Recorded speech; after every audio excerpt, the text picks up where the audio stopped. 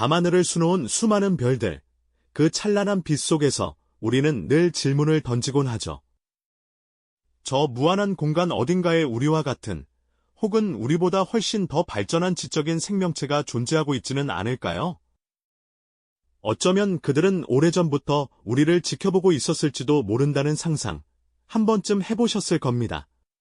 하지만 놀랍게도 광활한 우주를 수십 년간 탐색해왔음에도 불구하고 우리는 아직 그 어떤 외계 문명으로부터도 명확한 신호나 증거를 발견하지 못했습니다. 왜일까요? 이 깊고도 거대한 우주의 침묵 뒤에는 우리가 미처 상상조차 못했던 놀라운 비밀과 함께 인류의 존재에 대한 근원적인 질문이 숨겨져 있습니다. 단순히 외계인이 있을까 없을까? 라는 호기심을 넘어 이 침묵이 우리에게 던지는 과학적, 철학적 의미는 실로 엄청납니다. 우리는 왜 외로운 존재로 남아있는지, 그리고 이 우주 속에서 우리의 위치와 역할은 무엇인지에 대한 깊은 성찰을 시작할 수밖에 없죠. 오늘 우리는 이 미스터리한 침묵을 과학적인 관점에서 다각도로 파헤쳐보며 우리가 우주 속에서 어떤 존재인지에 대한 답을 찾아가는 여정에 여러분을 초대합니다. 이 침묵이 과연 무엇을 의미하는지, 그리고 그 속에 담긴 진실은 무엇일지 함께 탐험해 보시죠.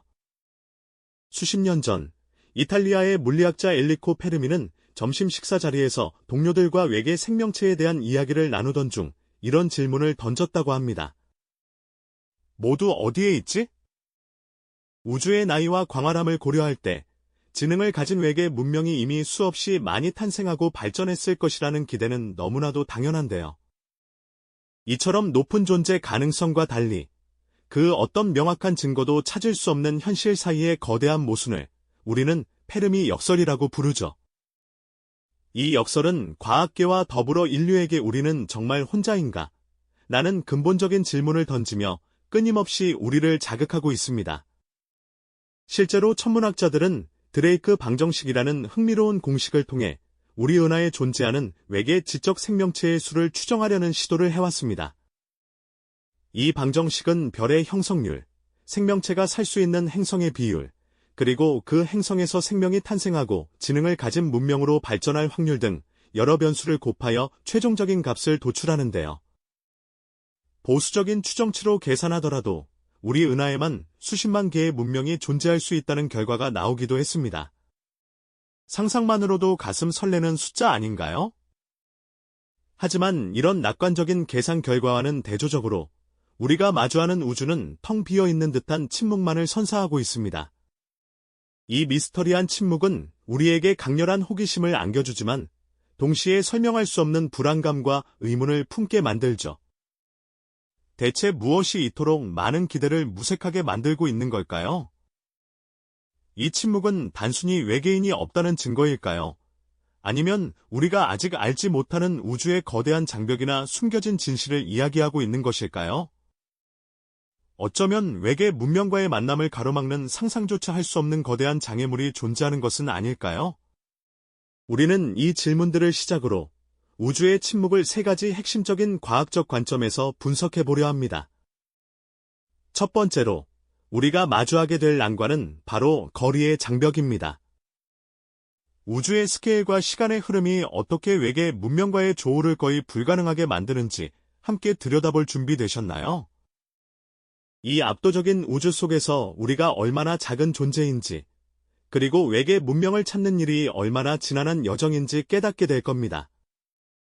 우리가 이 압도적인 우주 속에서 얼마나 보잘것없는 존재인지, 그리고 외계 문명과의 만남이 얼마나 지난한 여정일지 함께 들여다볼 준비 되셨죠? 정말이지 상상만으로도 머리가 아찔해지는 거대한 난관이 우리를 기다리고 있습니다. 바로 거리의 장벽이라는 이름의 거대한 덫이죠. 우주가 품고 있는 시간과 공간의 스케일은 우리가 예상하는 것보다 훨씬 더 가혹한 현실을 보여줍니다. 우주의 크기는 우리가 감히 상상조차 하기 힘든 수준입니다. 우리 은하만 해도 지름이 무려 10만 광년에 달합니다. 빛이 10만 년을 달려야 겨우 한쪽 끝에서 다른 쪽 끝에 닿을 수 있다는 이야기죠. 그런데 우리 은하처럼 수많은 별과 행성들을 품고 있는 은하가 우주에는 셀 수 없이 많다는 사실을 아시나요? 가장 가까운 이웃 은하인 안드로메다 은하만 해도 약 250만 광년 떨어져 있습니다. 지금 우리가 밤하늘에서 보는 안드로메다 은하의 모습은 250만 년 전의 모습이라는 뜻이죠. 마치 과거를 들여다보는 것과 같다고 할 수 있겠네요. 이러한 어마어마한 거리 앞에서 우리는 빛의 속도가 가진 절대적인 한계에 부딪히게 됩니다. 아무리 빠른 빛이라 할지라도 우주의 광활함 앞에서는 한없이 느린 달팽이처럼 느껴질 정도죠. 만약 외계 문명이 우리에게 메시지를 보낸다 해도 그 신호가 우리에게 도달하는 데는 수십만 년, 아니 수백만 년이 걸릴 수도 있습니다. 반대로 우리가 그들에게 보내는 메시지 역시 마찬가지일 겁니다. 이 정도의 시간을 두고 소통하는 것을 과연 대화라고 부를 수 있을까요?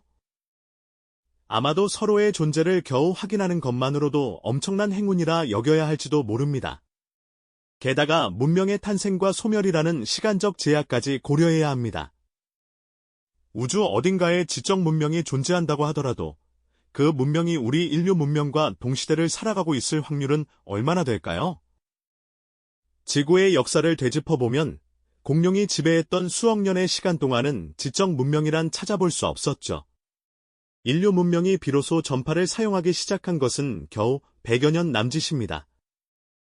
우주의 138억 년 역사 속에서 두 문명이 서로에게 신호를 주고받을 수 있을 만큼 가까운 거리에서 동시에 번성하는 것은 마치 광활한 사막에서 바늘 두 개를 찾아내는 것만큼이나 희박한 우연에 가깝습니다.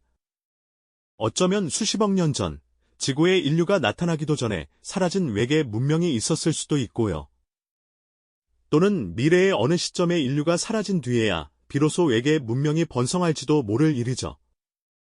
이런 상황을 상상해보면 우리는 우주에서 홀로 고립된 섬처럼 느껴지기도 합니다.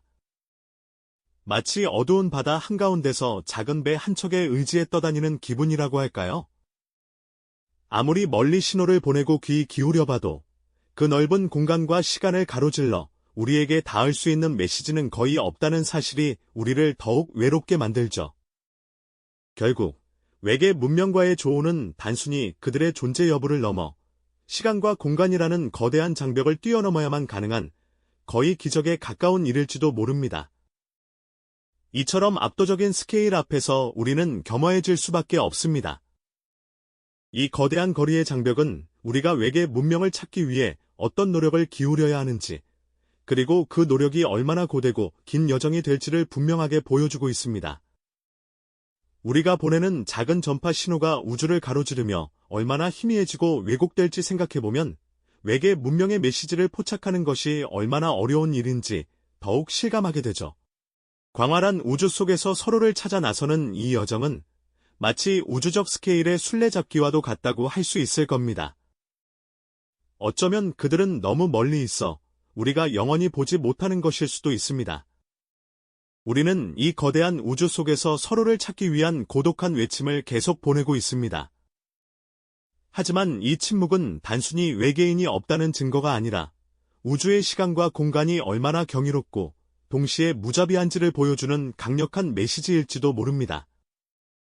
정말이지 압도적인 스케일 앞에서 우리는 겸허해질 수밖에 없는데요.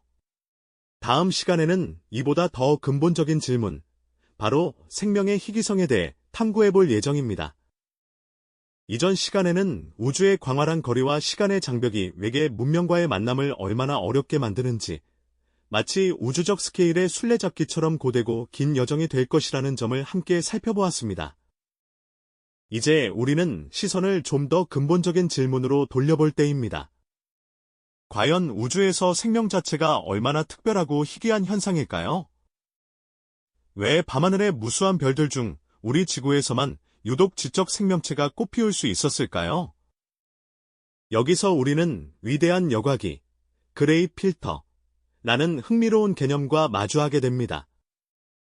이 이론은 생명체가 단순한 형태에서 시작하여 우리가 인식할 수 있는 지적인 문명으로 발전하기까지 반드시 통과해야만 하는 수많은 치명적인 난관, 즉 거대한 필터들이 존재한다는 생각인데요.